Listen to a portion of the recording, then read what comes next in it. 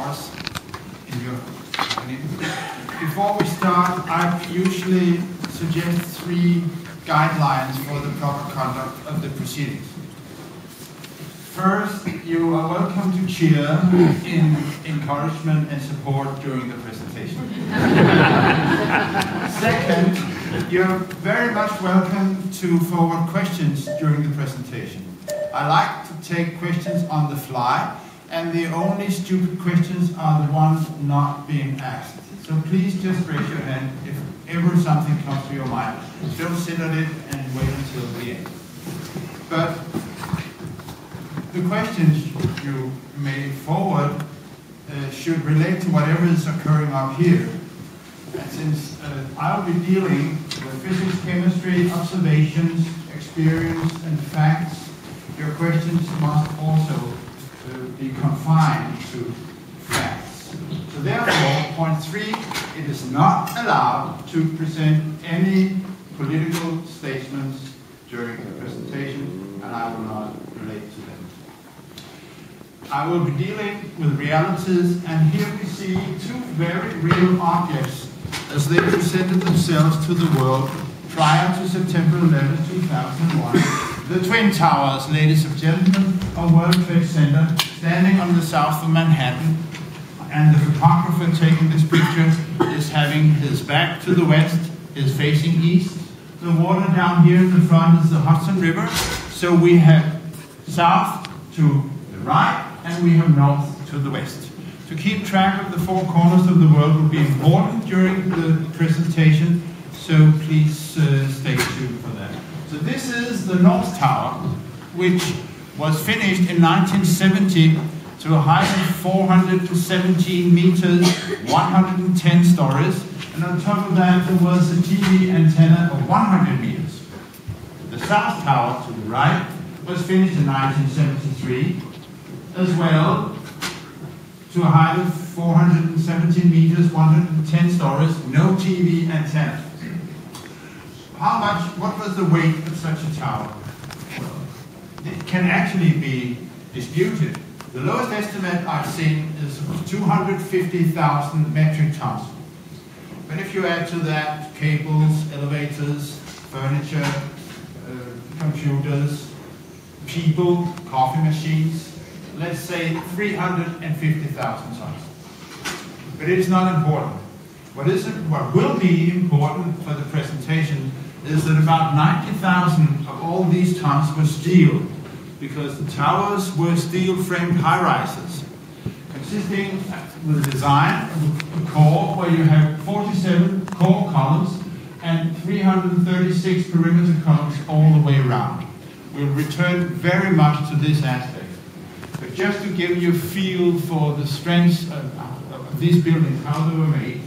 So here you see, this is a core column, this is our perimeter columns, this is a construction worker. So here they stood with the 2 towers until September 11, 2001, when on the morning of this Tuesday, there was a French TV crew out in the streets following a rookie who is a young man aspiring to be a firefighter. They had been following him for about a month and nothing had really happened. But this morning there was an alarm coming into the fire station where he was working, of an alarm of gas, the smell of gas in one of the little streets of Lower Manhattan. And there was nothing else to do, so what you see here is the fire station chief himself coming out, and he is the guy with the cap. It was 8:46 in the morning. And then we heard a plane from all over. And in Manhattan, you don't hear planes too often. I live in especially loud ones.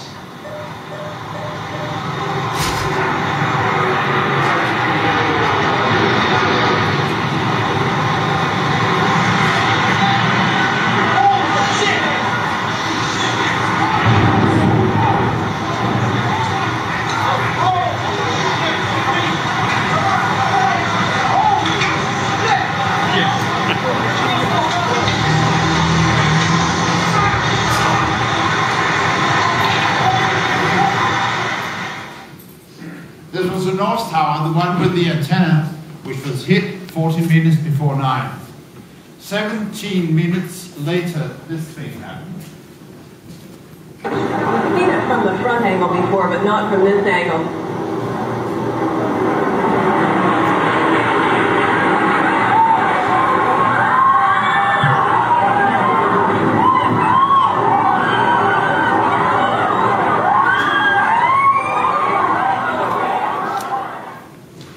South Tower, which was hit latest. 56 minutes later, you could see this. This is as close as we can get to the base of the World Trade Center. You can see the firemen assembled here, the police officers, FBI agents, and you can see the two towers. A huge explosion now, raining debris on all of us. Get out of the way!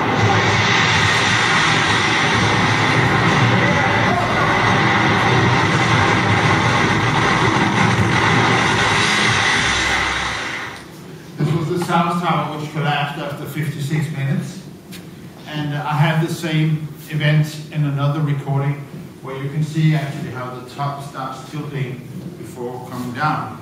Appearing to fall away from the rest of the building. Can we go to the tape now? Here we go, right here. This is, I mean, when you look at it, the building has collapsed. That tower just came down. Let's go to Bob Bazell, who was at St. Vincent's Hospital. Bob. Now, half an hour later, well, you can guess what is coming up now. This is the North Tower.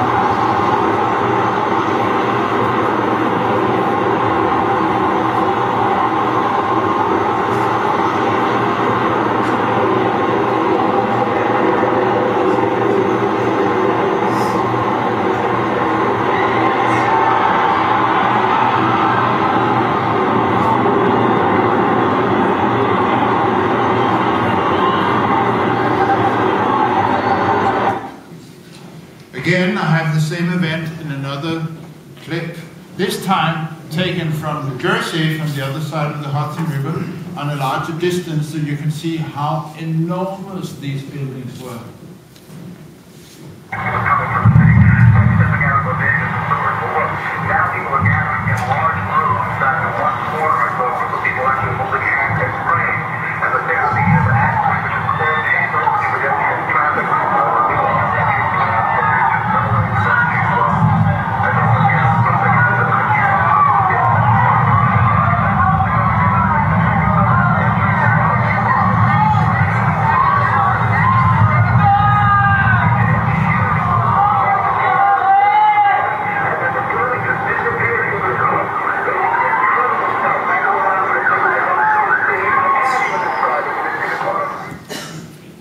Not what we are going to deal with, at least not for the first half of my presentation tonight.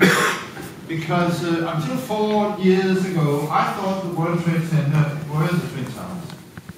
But the World Trade Center was the center. Actually, there were 7 buildings in total. The North Tower was called World Trade Center 1, the South Tower World Trade Center 2, World Trade Center 3 was the Marriott Hotel for 22 stories here on the back side. Number 4, number 5, and number 6 were relatively low buildings, but World Trade Center 7, over here, was a huge building. Here's a photograph of the same area taken from the south. You have 1, 2, 3, 4, 5, 6, and building 7 is lying on the other side of a little street called Vesey Street. This was a quite much younger building, actually. It was finished in 1987, but it had the height almost half that of the towers, 186 meters, 47 stories, and a footprint a little less than a soccer field. So it was, at least for Danish standards, a gigantic building. The distance from the North Tower was about 110 meters. Here is a picture of Building 7, taken at a time in between the impact of the two towers. You see the North Tower was hit here, and this is the north side of Building 7, and it presents itself with a beautiful brown marmor and modern office building. And who were tenants in Building 7? Of course, there were commercial companies, which are not really important in this connection. The only one worth mentioning is the Salomon Smith and Barney, which you call banking company, who had rented the upper 20 floors of the building. So in some connections, in BBC reports, for instance, it's referred to as the Solomon Building. More interesting are the federal agencies' offices, bodies in the building. Pentagon had offices in the building, so has Internal Revenue Service. Central and CIA had their secret undercover headquarters for New York in the building. It wasn't revealed before a few days later in the New York Times. Can you hear me in the rear?